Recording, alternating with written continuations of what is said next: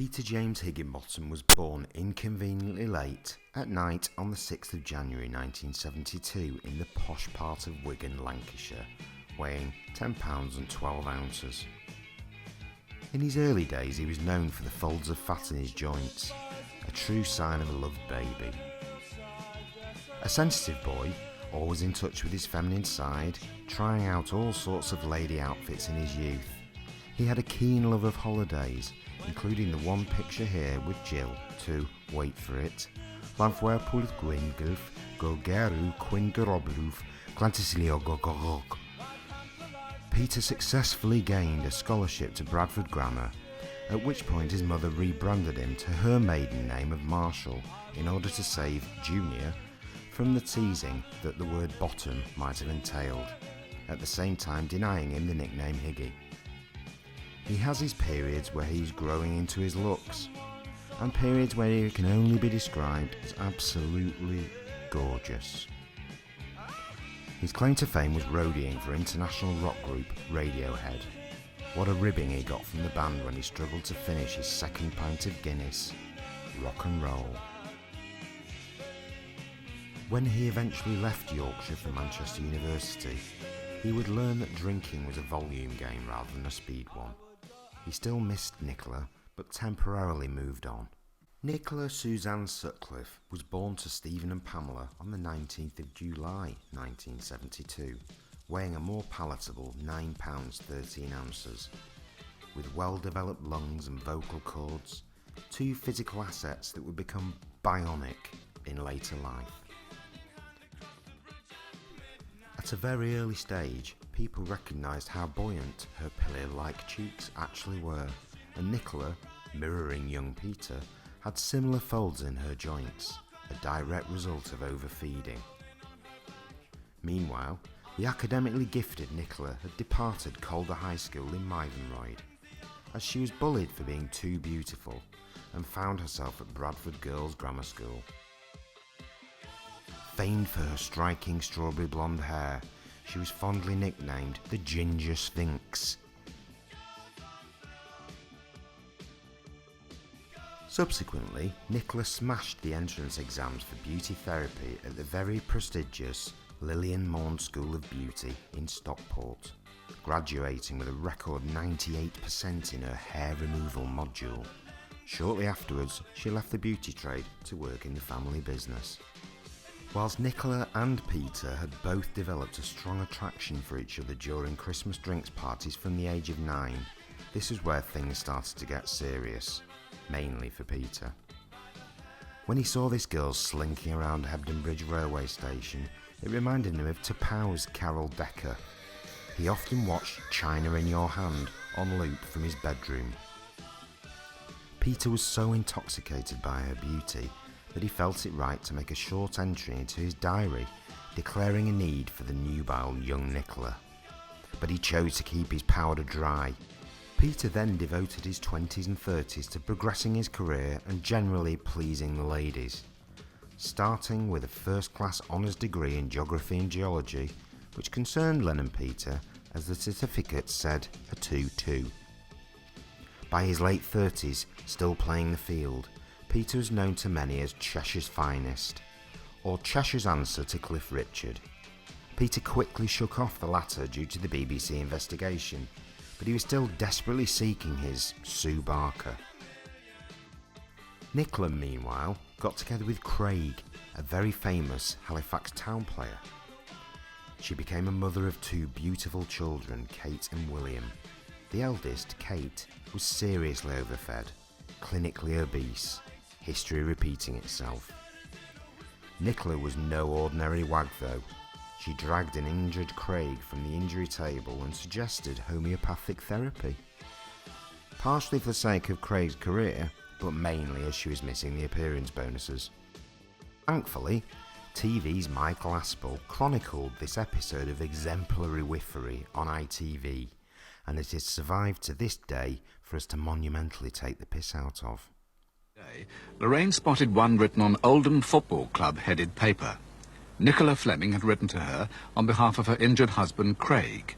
Craig's career was rising fast. He commanded a regular first-team place and played against Manchester United in the 1994 FA Cup semi-final. Been a frustrating day so far for Mark Hughes. He's been very well watched by Craig Fleming. Rumours were spreading that United were interested in buying the young Oldham star. Everything was going right. And then disaster struck. I was playing and just getting the odd niggling deep in the groin and round the hip. Gradually it just got worse and worse as I played. I was playing about 60 minutes. That was me gone when I was shot. When it actually crept upon us that he couldn't play football anymore because the injury was so bad, he was just devastated and depressed. Just devastated and depressed. I'm just devastated.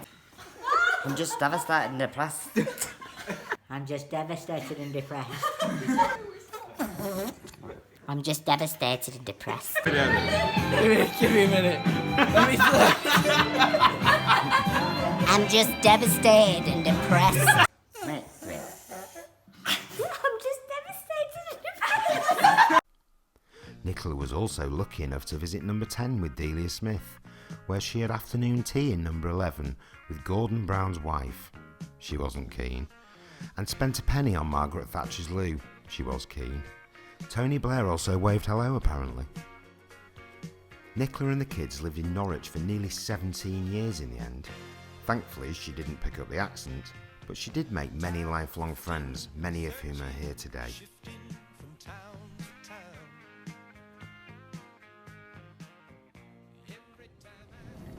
Even though the Marshalls and their lineage would be defined as old money, the Sutcliffes were the new kids on the block. It's fair to say that even though the Marshalls had the first car in Yorkshire, that the Sutcliffes had a good short game and grew to dominate mass egg production in the Hebden Bridge ward. They also annexed Crag Vale as their empire grew.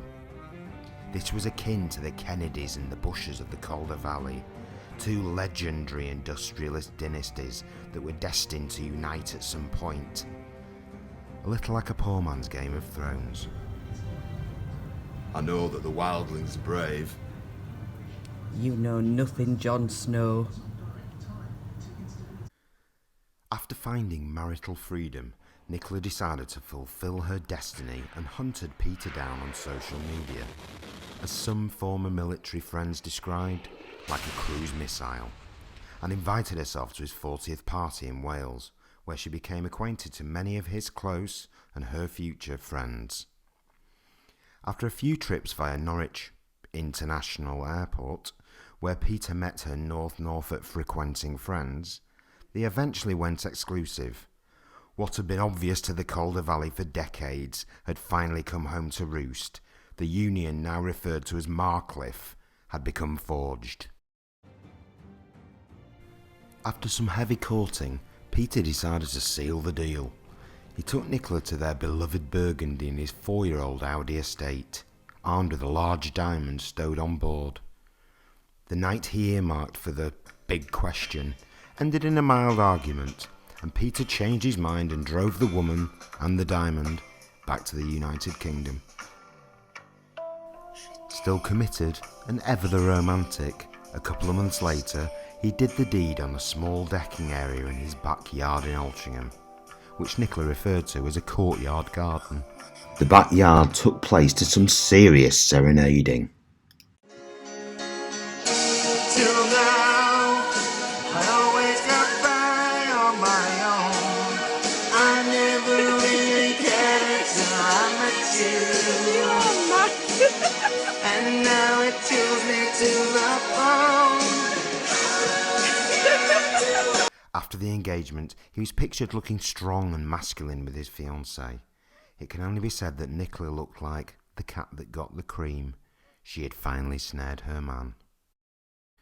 Since then, they have had amazing times together. In addition to the inherited family, including his already familiar in-laws plus William and Kate, Peter decided to have one more child with Nicola. His name was Alfie, aka the Fonz. Sometimes I wonder where I've been, who I am, do I fit in, make believing alone, out here on my own. We're always proving who we are, always reaching for that rising star to guide me far and shine me home, out here on my own. When I'm down and feeling blue, I close my eyes so I can be with you. Oh baby, be strong for me. Baby, belong to me. Help me through.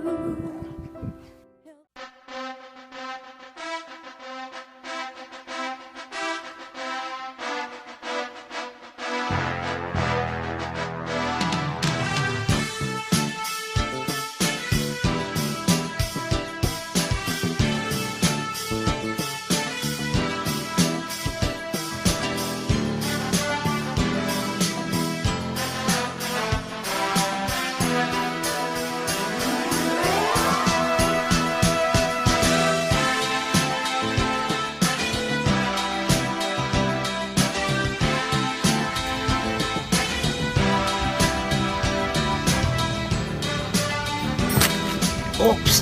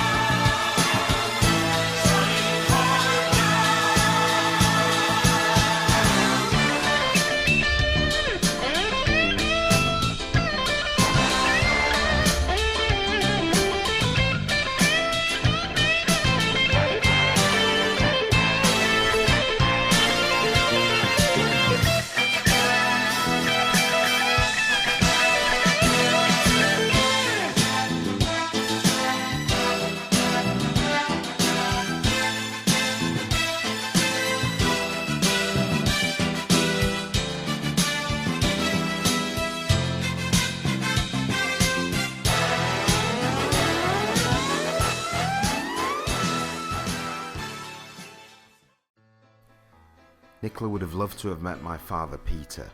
They would have got on like a house on fire. But Nicola and her family had the pleasure of already knowing and more recently spending time with my mum.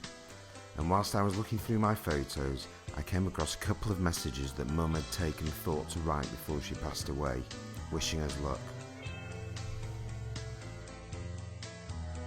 And finally, today wouldn't mean anything without the family, friends, kids, neighbours and other hangers-on gathered in this very room. What unites you all is a love of fun, laughter and general silliness. And that's why you're all here. We've had an absolute blast so far, and so here's to the next chapter. Cheers. Enjoy the evening.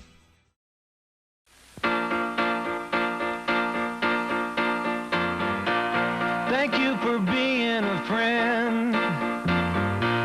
Travel down a road and back again. Your heart is true, you're a pal and a confidant. I'm not ashamed to say it's like the sun going down on me.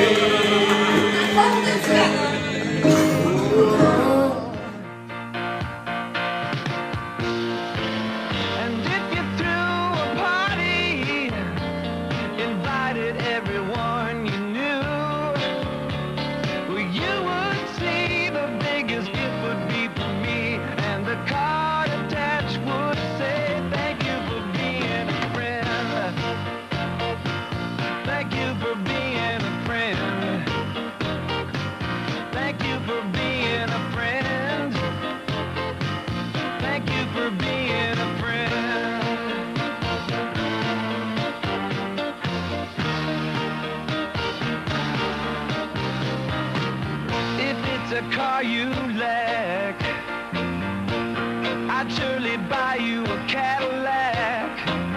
Whatever you need, any time of the day or night.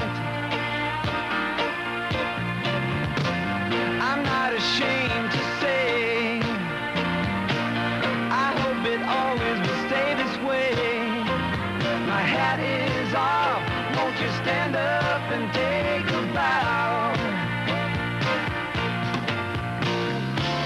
And when we both get older, with walking canes and hair of gray, have no fear, even though it's hard to hear. I will stand real close and say thank you for being a friend. I wanna thank you for being a friend. I wanna thank you for being a friend. I wanna thank you for being a friend. I wanna thank you.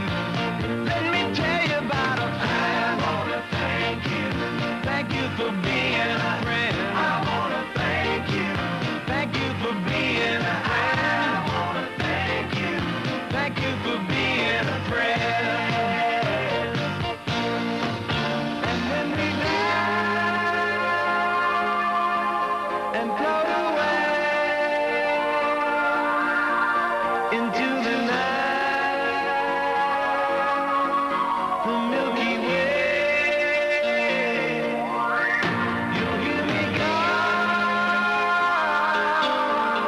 as we ascend. I'll say your name, then once again, thank you for being a